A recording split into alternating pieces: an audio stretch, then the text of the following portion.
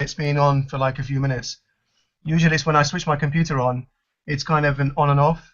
So Right. sometimes it works, sometimes it doesn't, and if it doesn't, I reset the computer. So Okay. that was quite new for me. That 1 hour into my internet connection, it just drops. Like for this segment, I'm gonna allow Devin to ask the hard questions. Hey, so where were you? What were you just talking about? I had some general questions about some of the numbers here. Like, what percentage of the Islamic world are we talking about when you mentioned Wahhabism? Unfortunately, it's unfortunately growing. It's probably the let's say the subsect of Islam that's growing the fastest because of all the funding that it's getting from places like Saudi and Kuwait and Qatar. So it's unfortunately something that's growing as a trend. Hmm. But it's I would say it's about 15% maybe 10-15%. But it's growing quite quickly because But lots of Sunni Muslims are looking at it as if it's authentic Islam, it's Orthodox Islam, and they're kind of it's a joining. loud minority. I mean, it doesn't matter if there's a bunch of Wahhabi dudes in Saudi Arabia or Pakistan, but if they're in England and Australia, Yeah, for us, it's yeah, like, oh my God. yeah, and that's the thing. In places like England, for instance, where we have a lot of this kind of ideology around, it's not as represent. Basically, it's overrepresented here in the UK and in the West generally, in my opinion, than it is back in the Islamic world. And one of the reasons for that is because the mosques that are allowed to be built in places like the UK are usually funded by Wahhabi Muslims in Saudi and Kuwait, etc. And they tend to pick the imam of the mosque. They tend to pick the guy who runs the mosque. And so that's the case with mosques. It's also the case with student unions as well. So if pretty much every student union you would go to in the UK is led by a Wahhabi, it's kind of run by Wahhabis because they have the funding, they have the kind of influence, and because of this is one of the reasons why it's growing. In places like the West, where they aren't really in touch with their original version or whatever Islam they were on or their parents were on, they tend to Mhm. lose that because they go into these mosques, they go into these student unions, they go into all these places which espouse strict Wahhabism as the only true Islam. And that's why you have so many Pakistani nationals, Bangladeshis potentially, in the UK, for instance, who take up Salafist Islam, as their version of Islam as well. So it's And so unfortunately a growing trend. when Sam Harris talked about 20% being generally Islamists, or I guess he was lumping in jihadists with Islamists, do you think that, and he said it was a conservative estimate, Yeah, do you think that's an accurate sort of assessment?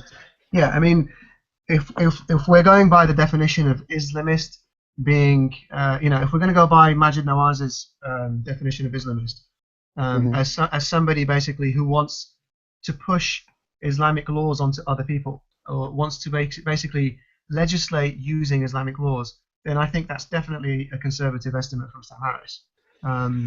I would say it's definitely above 50. But when we're talking 50. Islamist, definitely above Hmm. 50.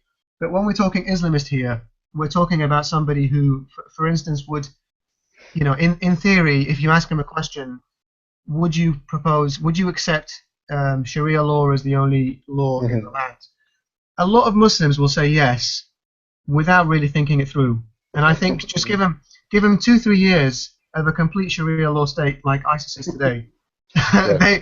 they will potentially say, yeah, you know what, maybe we're not so much for that anymore. Yeah, I Um, think the Sharia thing is a very interesting topic because it gets to the heart of the issue. Because we'll read the Pew poll, which says like over 1 billion Muslims are like in favor of Sharia, but yeah, I would venture to say that if I asked you, it's an obvious thing. You cannot be a Muslim, definitely not a Wahhabist, and be somehow against Sharia law. I mean, it's no, sort of definitional. exactly. That's the problem that they have. The problem that they have is they can't really say, oh well, chopping the hand off a thief is wrong. They can't say giving 100 lashes to a fornicator is wrong. So they can't say any of this because it's clearly written that way in the Quran. They can maybe fiddle around with stuff that isn't 100% written clearly in the Quran and pretend that that doesn't really apply. or the hadiths are wrong on that, they're not authentic, etc.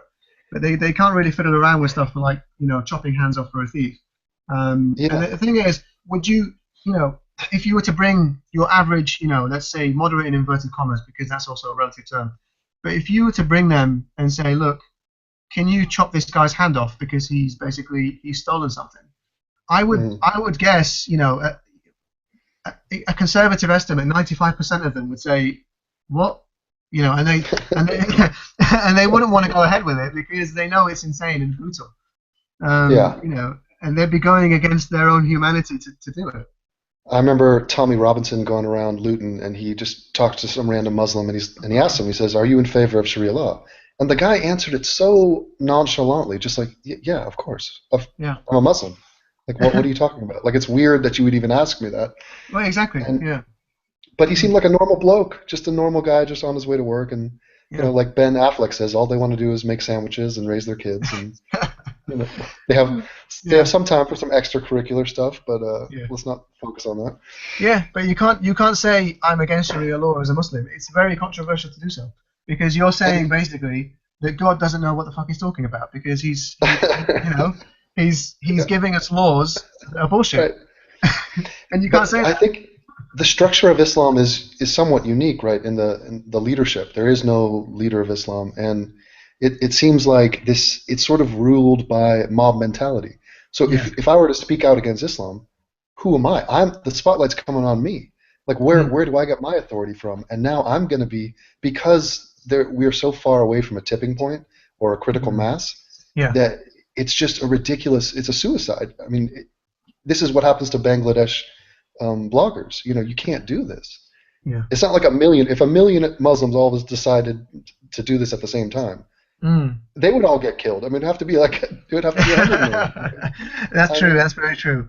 Yeah, I think critical mass is a really important thing, and to protect the minority, the rational minority, let's call them. It's definitely the way that it is. But going back to what you just said in terms of a leadership structure, that's the case. That's the case for Sunni Islam. It isn't entirely the case for two other branches, namely Shia Islam and Ahmadiyya Islam, at least from what I can kind of gather. With Shia Islam, you need to have every Shia Muslim pretty much needs to have a religious cleric that they follow, and they can't make up any rules. And this cleric basically tells them what they're allowed to do and what they can't do. So there is some sort of structure to that. And also in the Ahmadiyya community, you kind of have somebody who's a leader of the Ahmadiyya community as well. But with Sunni Islam, it's not there. I mean, having a leader is only the first bit of the problem. The quality of your leader and what he's saying is the next bit. I mean, Hitler was a leader. I mean, I'd be fascinated to know how many Catholics believe evolution is true, because the Pope, unequivocally says it's true. We accept this, and yet I guarantee you there are Catholics out there that simply do not. And so that fight between I am more correct than this conduit to the Lord, the Pope, it makes no sense. Which brings me back to the larger point, which is what you were saying, which is that in Islam, or especially in the fundamentalists, they don't interpret, they don't cherry pick, and they don't try to twist meaning and insert their own sort of ideas into it. And that's a shame on one level, and on the other level, the Christians and Jews have no business doing that exact phenomenon. Thank God they have done that, but their reasoning for twisting the actual text and the meaning is absurd. I mean, they get called out on it, but there's no grounds for that even, which makes me want to ask you about your stance on Majid Nawaz and what he's attempting to do. However well-meaning and noble it is it not the most absurd thing, and is he not the worst Muslim in the history of time? In terms of him being a bad Muslim, in terms of not following the doctrines, yes, he is a bad Muslim. Because he basically says something like stoning a woman is death. Now it's always been wrong. Stoning a woman to death is wrong now, and it's always been wrong, and I will condemn it whenever and wherever it ever happens. And obviously, the thing is, in Islamic doctrine and the biography of Muhammad, we know that he ordered the stoning of women. So you can say you condemn stoning of women. But then the question must be, well, if Muhammad did it, would you be condemning Muhammad if he did it? And then Yeah. So, that's the tough question to him. yeah, right. It becomes absurd, though. Like, let me ask you a theoretical. If Muhammad comes back to life, or comes back, listens to Majid Nawaz, watches his entire collection on YouTube, would he not kill Majid for about 1,000 different reasons? Yeah, I probably think he would. And if that is the case, how could you claim? I mean, if I claim to be a Christian, and I also acknowledge it to be true that if Jesus came back, he would personally behead me. I mean, doesn't that seem to be a little bit ridiculous? Yeah, Theater of the it does. absurd. It does, absolutely, and this is my problem with you know, however well-intentioned it is to reform Islam, I think it's a bit of a tough one. I mean, I think it's good to have people like Majid Nawaz, because it might help, you know, push Muslims in a particular direction. So that direction would be to not be afraid to say, hey, I'm against stoning women to death, even though it's clearly written in Sharia. I'm against it 100%. I'm against chopping a person's hand off if they're a thief. Do you think that the average Muslim have heard of Wahhabism? Sorry, what was that? Who? Do you think that the average Muslim heard about Wahhabism? Yeah, they would have heard about Wahhabism, but they would have been fed, if they're not part of the Wahhabi school of thought, they would have been fed this mantra that Wahhabism isn't real Islam. They're paid agents of the West to distort the image of Islam and all that bollocks, you know. So they would be in denial that Wahhabism is actually following a rule book pretty much straight on. The one thing I would say, actually, you know, to give credit where it's due, in terms of killing civilians, you know, when we talk about Salafists and Wahhabis reading the Quran literally 100%. You know, suicide bombing, for instance, that's something that a reformist could potentially argue against, because it really has no basis. It has no basis because the technology wasn't there at the time. You know? Yeah, exactly. Don't put it past those people. They would have done it. Yeah. So the technology wasn't there at the time. So you can't really say, you know, that blowing yourself up is something that's accepted in Islam. It's modern interpretation of Muslim scholars that have allowed it to be accepted. And the frightening thing is, it's accepted in mainstream Islam, even within places like Shia Islam, who today are pretty much the people who suffer the most out of suicide bombing in places like Iraq, for instance.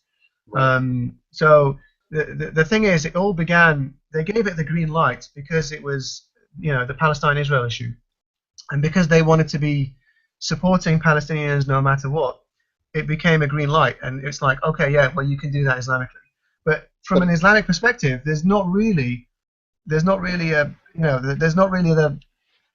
foundation to base that on. I mean, But provide could me you a say source. that the general view they have about death, the welcoming of death, the absolute understanding that they're going to go to a heaven, and they're going to be martyred. I mean, this lays the foundation for death. Yeah, what's the big deal? So long as I'm doing it in jihad, then fine. Yeah, absolutely. I mean, it's, you know, death is something that's completely praised in Islam. It's not really you know, life is always kind of dismissed as something that's trivial. Death is, you know, the afterlife is what you're aiming for. But the thing is, when I'm saying that, I'm saying in terms of, you know, being a strict literalist. If somebody was to be a literalist, to say I can kill myself while killing other people, that's my issue here, is that a reformist can genuinely say you have no basis to do that. Whereas if you're going to go in with, like, you know, like a mass shooting, for instance, with a weapon, or you go around, you know, stabbing people or whatever, but not blowing yourself up, but stabbing people and then or shooting people and then pretty much suicidally, because you've gone into like somewhere where you know you're going to be killed by the end of it, but you haven't killed yourself. That, I would say, yeah, that's not really that questionable. So I'm just trying. I'm playing devil's advocate here. I'm trying to be as fair as I can. But yeah, I think one thing. Sorry, one thing to add in terms of the reformist movement. So we have people like Majid Nawaz, who I think is slightly ahead of the general reformist movement within Islam. because the general movement is a denialist movement. It's a movement which wants to say, no, that isn't true. That's a mistranslation. That's a misinterpretation. That's blah blah. They want to shift the linguistics. They want to change what's actually written inside the Quran. To me, that's a bit of a pointless task, because at the end of the day, what you're saying is it's open to interpretation. So if I'm interpreting the Quran in this way, then how am I going to blame a Wahhabi or a Salafist who's going to interpret it another way? If it's all down to interpretation, and we both believe that the Quran is 100% true, then it's just a matter of interpretation. And I can't go to him and say your interpretation is wrong and mine is right, because I can't prove that. So that's the problem I have with reformist Islam, is that it can't really reform much. Yeah, but I mean, the kind of reforms he's talking about are huge. They're colossal.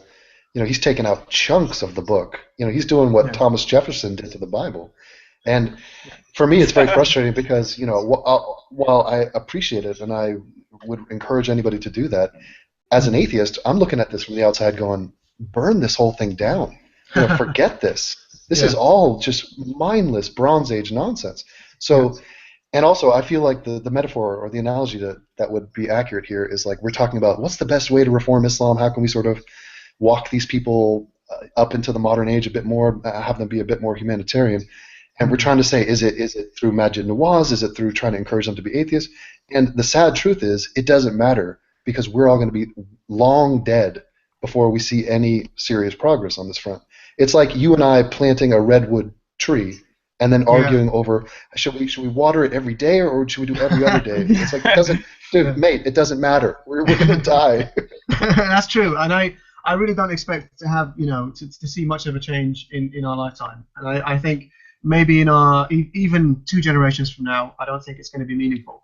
I think what we can do is, like you said, plant the seeds and wait for it, fruit to bear fruit once we're long gone. But the thing is, with reformist Islam, the only way I think somebody can genuinely try and reform Islam is to say the Quran is not 100% true. The Quran is not 100% preserved. We can't take anything in the Quran as being literally God's word. So I think the moment that Muslims can begin to accept that, that's the moment when they can pretty much discard it as a book altogether. Because they can say, well, okay, fine, maybe Muhammad was a prophet, maybe he brought us something that was slightly different to this, maybe some of this is true, but some of it is false. We have no way of knowing, therefore let's just rule the way we see fit. Let's just rule the way we see fit. And I think that's to me, that's the only middle ground that would potentially be acceptable for both sides. They could potentially say, hey, look, he was a prophet, but it got corrupted. The message got corrupted. We no longer know what it is. What we can do now is just, use common sense and reason and rule the world the way we see fit. Yeah, it's so depressing, though, because we're arguing with an ancient ideology. Are you telling me that none of the advancements we've made on feminism, well, not feminism, but women's rights, and on gay rights and on freedom, these things, nothing is penetrated. It's like, slavery, for example. Slavery is condoned in the Quran as well, is it not? No, it isn't. No, it's not condoned. Oh, sorry, condoned. I thought you said condemned. Okay. Yes, no, it's definitely condoned in the Quran, yes. Right. It's like, how do they rationalize that? And they legitimately go by the text and they say, no, well, we don't condemn it. We support it. That we do that. We like that. Obviously, not all, not all, but it's a tragic scenario. But I find it interesting that the atheistic voice is now being heard on a global stage for the first time since the internet. Imagine that. Yeah. All of human history before that, there has been no atheist presence to this level. The arguments of atheists have not been presented like we've been doing. And I'm not saying that it's going to convince the Muslim world, but it's going to in 100 years. I don't know. Yeah, I think the good thing is because we have a voice. Look, I might still be a Muslim if it wasn't for that atheist voice on the internet. If it wasn't me kind of listening to people, listening to debates between atheists and Muslims, looking at websites that were critical of Islam, seeing things for the first time that I'd kind of been blinded to initially. Those kind of things, allow you to kind of develop your reasoning and your kind of your mental capacity a little bit in trying to recognize your biases. Right. And so that was great, and that's happening, and that's one of that's the prime reason I created my channel is for the sole purpose of trying to switch as many minds as possible within the Islamic world, because that's I know that that's not something that you do. You said it. You kind of you cater more to your audience who are already atheists. But I think actually a lot of your videos, especially the earlier ones, they do have an effect. I mean, sometimes you see some of the videos. I like the ones that you did with Kirk Cameron, for instance, the initial ones. They were done really nicely. And so it's just you dropping logic bombs on them in like 2-3 minute chunks. And it chips away at their belief system, and it kind of allows people to realize that, hang on a second, have I just been indoctrinated without realizing?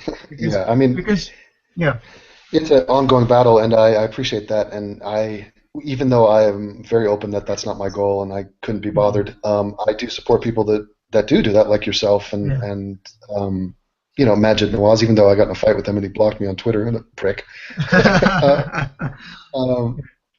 But yeah, it is an uphill battle, which is sort of, I don't know. I'd be interested to know what your inbox is like. I mean, do you get sort of voices of Muslims out there who are like, I agree, but I can't say anything? Yeah, I mean, I pretty much have messages, I would say, once every 2-3 days of a Muslim. That's on average.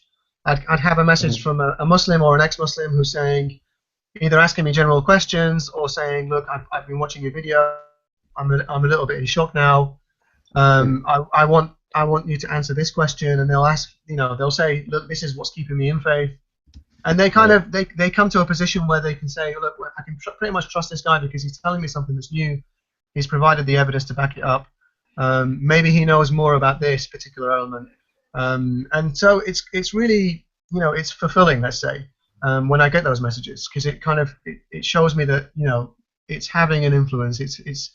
It's changing people's minds. However slowly it is. It's not. I'm not doing a massive conversion or deconversion, but it's good enough. And you're happy to do this. This is like. Oh, absolutely. I'm more than happy. I'm more than happy to kind of respond to individuals who kind of come to me. I mean, I had a message last night, which I kind of read on my phone as a direct message on YouTube, and I haven't actually responded to it yet. But the guy is still a Muslim, but he's kind of saying, look, I've been watching your videos, and I'm quite surprised by what I'm hearing, and I think I'm losing my faith, etc., etc. How do I deal with it with my family? And so I need to go back and kind of, give him my tips on how to, potentially deal with that. I have a question, like when you came out as an atheist, how did your parents and families deal with that? When I came out initially, I'm trying to figure out who I came out to first. I probably came out to a cousin of mine first. My boyfriend was last on the list. No. No. I spoke to one of my cousins first, who was going through a similar mindset. She was basically going through something similar. She was having a bit of a crisis of faith, but then she ended up taking a different direction. But yeah, I was kind of able to talk to her about it, and then I spoke to my wife about it, and then she was dismissive of it. She was saying, "Hey, look, this is just a phase. You're gonna get over this. And I'm not, and I don't give a shit. This is just nonsense. You're gonna figure it out eventually, and you're gonna come back to Islam." And I kept on saying, "No, trust me, I'm never coming back." I hate that. It's a point of no return. I hate that when people say it's only a phase. Like my mother said the exact same thing like 2 years ago. Yeah, no, because you go into it and you research it so much that you kind of think there's no way this is true. You could potentially think, okay, well maybe somebody eventually will prove a God is there, but it'll never be the God of Islam. It'll never be the God of Christianity. It'll never be the God of Judaism. Right. So yeah, I mean So I started off with my wife. She was in denial, and then I went, I think, to my dad, and my dad was actually very cool about it, much cooler than I thought he would be. But he was a bit odd, because he would say stuff like, he would be cool about it when I'm, and then eventually he'd come back and say something like, yeah, look, I'm happy for you to believe what you believe, but just don't deny God. Don't say that God doesn't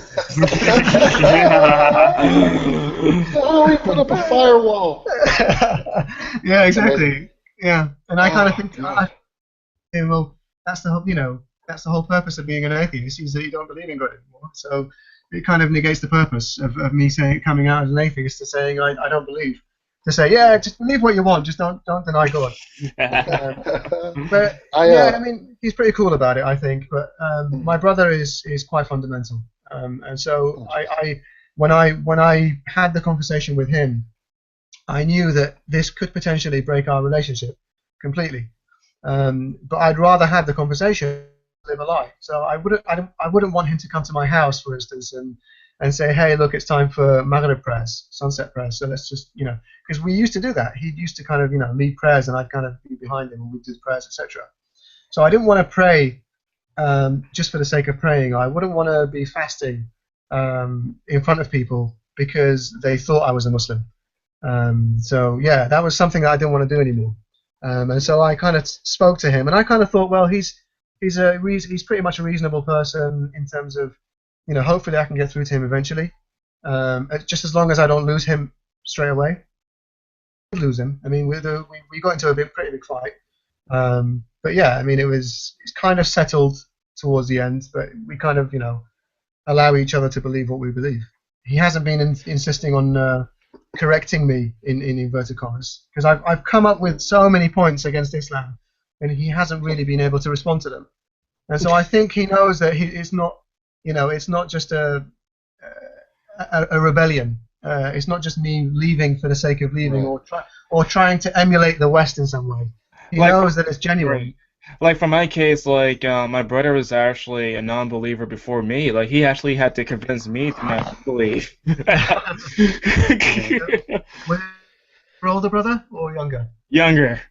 Okay, yeah, that's cool. I mean, I'm the youngest in Well, my family in terms of mhm. siblings, so I'm kind of having to preach to my older siblings. Look, this is what you're believing and what you've been telling me was true all this time is not actually true. It's a lot of nonsense, and I can prove it, and I can show you why. But See, yeah, I this mean, to me is, yeah, I think this is the heart of the problem of why religion continues and is so prevalent is because you have to get Shakespearean with this. This is like you have to like kill your father, basically, metaphorically. You have to tell your parents and tell your family, your immediate family, that they are completely ass backwards wrong, and yeah, you're going to sever relationships, and you're going to spit in the face of all the people that you love and that who love you. This is a very traumatic thing to do, and it's not only your family, it's your identity, and that's what I want to ask you about. I hear Majid Nawaz and I hear Cenk Uygur and I hear these people, they talk about the Muslim identity. It's not just that you're refuting the claims of Islam. You're also part of this is you're spitting in the face of not just your family, but the lineage of your family, the country of origin, the culture that you come from. This is you're saying no to all of it in some way. And how do you rationalize that, or how do you make that something possible to do? Do you feel like you've betrayed some part of your history? no, not really. Actually, I actually think the opposite. To be honest, I think that I'm trying to win back Arab history, let's say. I'm trying to win back the Mhm. fact, I'm trying to bring some Right. kind of rational sense into the Arab world where it's been hijacked by something that was very, let's say, I don't know what the best word to use is. I'm trying to avoid the word evil since I don't really believe there's such a thing as evil. Fascist? Yeah, probably. So that kind of ideology is very troublesome for our part of the world, and it's the way it's indoctrinated everybody and just kind of sifted. It's just it's absorbed itself into society at pretty much every single level. Whereas in the West, with Christianity, you go to church on a Sunday, but you don't really think about it aside from Sunday, unless you're a fundamentalist who's praying all the Yeah. time. But a practicing Christian and not really have it influence your life in such a big way. Whereas in Islam, it's difficult to do that. If you're a practicing Muslim, then you have to be praying 5 times a day. You have to be fasting the entire month of Ramadan. You have to be, there's so many criteria that you have to be strict by that it's very difficult to get out of it. But I don't see So it as an identity. I mean, I Yeah, don't see but it you as an did say the identity. word. You said Arab, which is interesting. It's predating Islam, and you're saying those are my people. I'm an Arab before Yeah, I'm a yeah. Muslim. Yeah, Hmm. yeah, which is Is why that I kind of called myself the masked Arab because for one you kind of throw the argument back in the face, you preempt the argument of hey, you can only read the Quran in Arabic kind of argument, the one that they always use on non-Arabs, right? and B, I'm trying to kind of change the stereotype a bit. I'm trying to show that there are sensible Arabs out there. So even Yeah. with the way I chose my face covering, so I could have chosen any kind of bandana or something, but I Speaking chose of to, like translations, like what's the best yeah, translation? yeah, well, exactly, yeah, yeah. What's the best choice? I mean, if you see the covering I use on my face, that's the Arab one, the keffiyeh. And so Well, that's generally associated with terrorists, isn't it? I mean, so what I'm trying to do is, is give people the idea that, it's not always that bad. it looks Yeah, vaguely Palestinian actually. yeah. It's actually southern Iraq. That's where that's from, and that's where I'm from. And so that's traditional to where I'm from as well. But the Palestinians also use it, the black and white one. Okay. Yeah, because the general one is Um, red and white. I want to Mm. get your opinion on Egypt. Egypt to me is fascinating because it seems to have. It's almost like America. It has the best and the worst. Because I've seen a secular movement in Egypt. I mean, there's a famous atheist Egyptian YouTuber now. Like it Yes. seems Yes. wildly bizarre to me. Have you seen his stuff? I mean, he Yeah, doesn't. He I've speak. seen. Uh-huh. Yeah, I've seen several of them. So there's some guy called Gamal Sharif who's in hiding. Mhm. But yeah, I mean I mean, credit to these people. They are so incredibly brave. That I kind of it puts me to shame a little that I'm still anonymous. But I think it's a matter of how every individual feels in terms of the risk that they're at, and exactly who they're mixing with. What type of people. Yeah. How does Um, that work? Because he's still in Egypt. He's not like he's in Hawaii doing this. Yeah, yeah. I mean, it looks as if you know what he's doing is something that's actually incredibly brave, but also very important at the same time. He's trying to remove that critical mass we were talking about. When you were saying, look, if there was a million, they'll probably kill the million. What Yeah. he's trying to do is say, look, I'm out. I'm probably going to get killed as a result of this, but I'm Right. trying to encourage other people to come out because the only way that we can set aside the stigma of being an atheist in public is by coming out. And so it's the kind of the openly secular movement, which I think is fantastic. But I think honestly for Muslims it really does slash your life expectancy to Yeah. quite a degree. And it's not just Because him. There's other TV shows in Egypt where they're confronting some of these issues and they're denouncing ISIS and they're doing things in yeah, Egypt. I keep seeing reports out of it, and it's like Egypt is well established to be mm, filled with radical Muslims. yeah, yeah. So I find Now, that to be interesting. it's very interesting. It's very interesting, and to be honest, me as an Arab, as a former Muslim, when I was watching some of these programs, when I was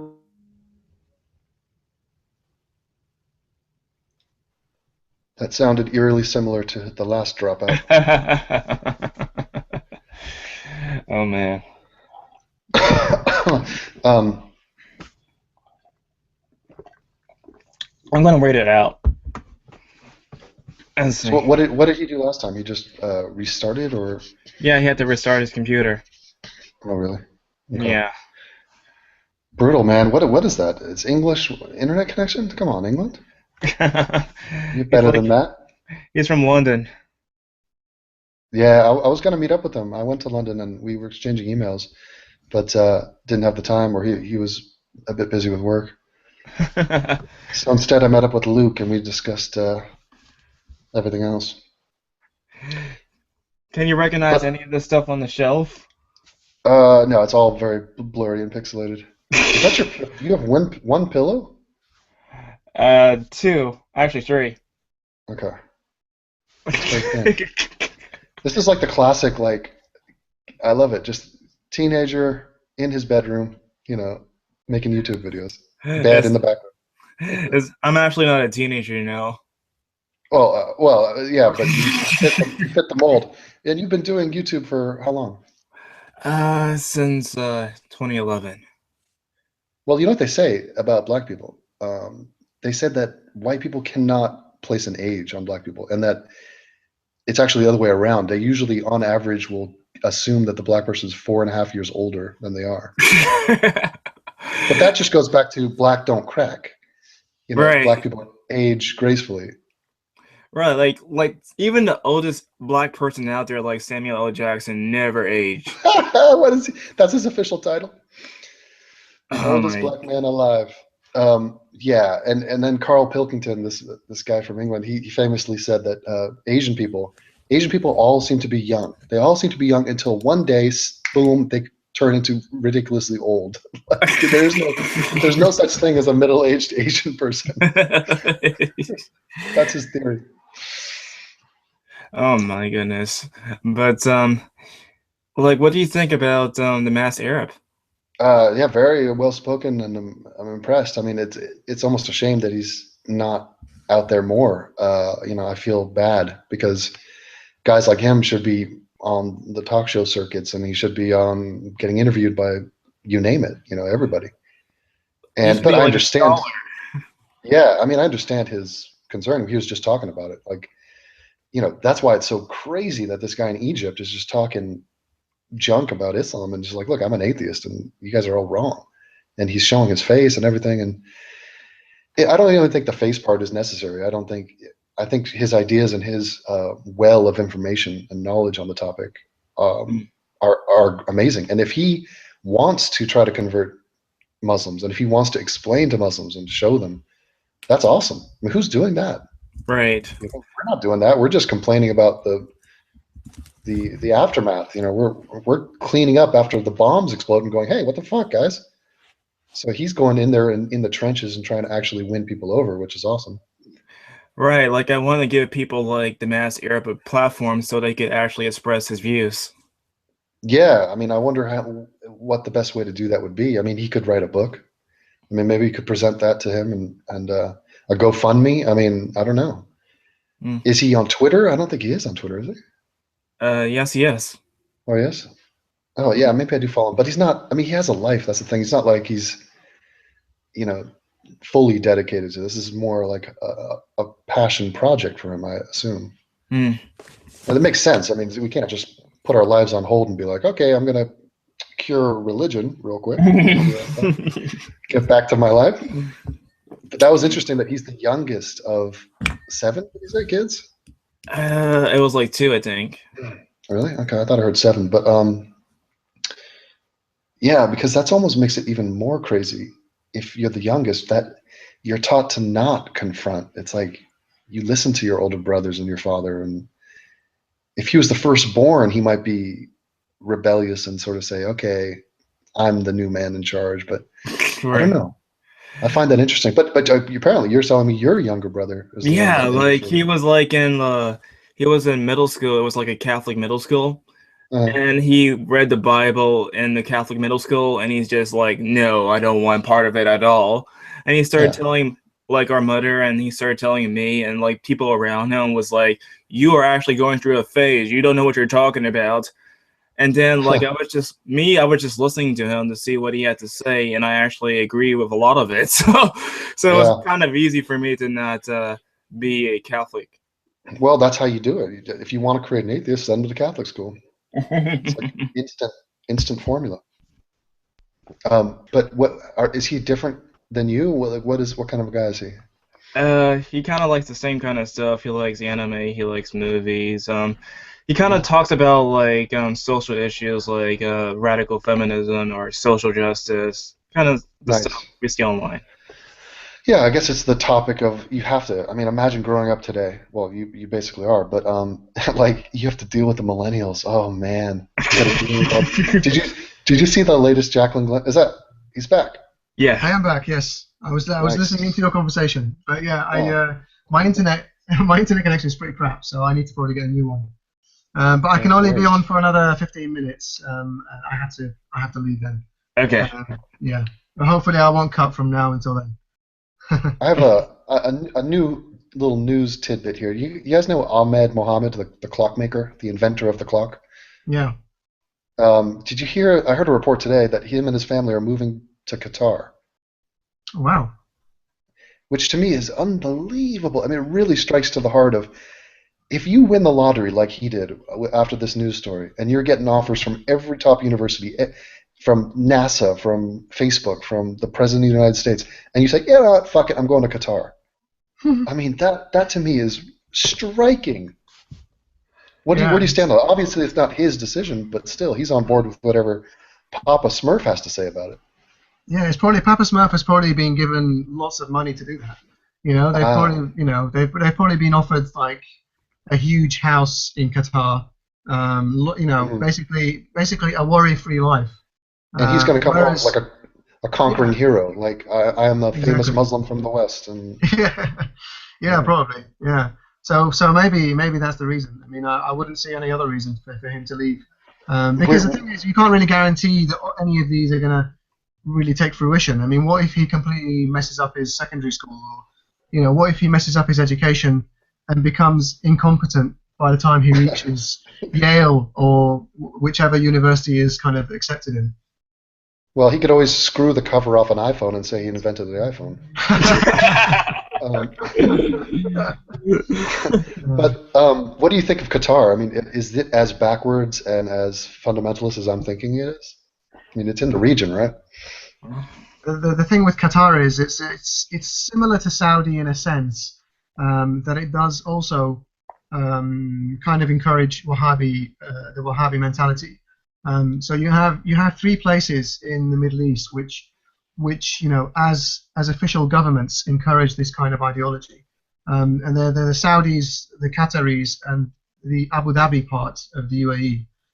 They're the kind of Salafists, or Hanbalis to be more precise. So they do follow a very traditionalist school of thought, but they try to balance this. Qatar and UAE and even Saudi, they try to balance modernity with Islam, Hmm. but it doesn't look right. I mean, if you go to Qatar, you see all these brilliant buildings, and you can see how Hmm. wealthy they are, and then at the same time you can see that the wife that's covered in a complete head to toe black bag in some instances is basically following her husband 10 steps behind, and it just doesn't look right Hmm. in that kind of environment, does it? Let me ask you, if you had to name the top five of the worst, most restrictive, barbaric, violent, sort of backward Muslim nations, what would your top five look like? Hmm. Saudi, Afghanistan, Pakistan. Well, it depends. Are we talking people or governments? Yeah, I would say, yeah, general societal temperament. So Yeah, so so so from so people pretty much. yeah, from the top down. Yeah, yeah.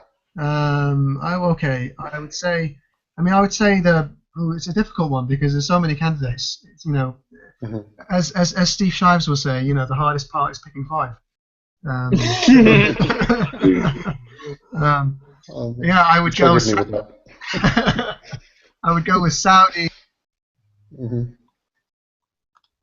Yemen, Saudi, Afghanistan, Yemen, Pakistan, and a place like I don't know, Sudan or Somalia. Somalia, that will Uh-huh. catch. Yeah. And then Bangladesh gets an honorable mention, and Bangladesh gets an honourable mention, but I don't think it's as bad as obviously it's bad with the recent atheist bloggers. But traditionally speaking, I don't know if it's as bad in terms of creating radicalism or in terms that you would see in Pakistan or Afghanistan. I love the So fact that yeah. Syria. I love that Syria and Iraq don't make the list. I love that. No, they don't. That's the thing. That's the bizarre thing. Syria, Iraq, and Iran don't make the list. Not because I'm looking at it from a kind of, let's say, a historical context, not Hmm. today's day and age. A lot of this is fairly new, and a lot of it is politicized. The ISIS, for instance, a lot of it was created to become an opposite polar direct of Shia influence in Iraq.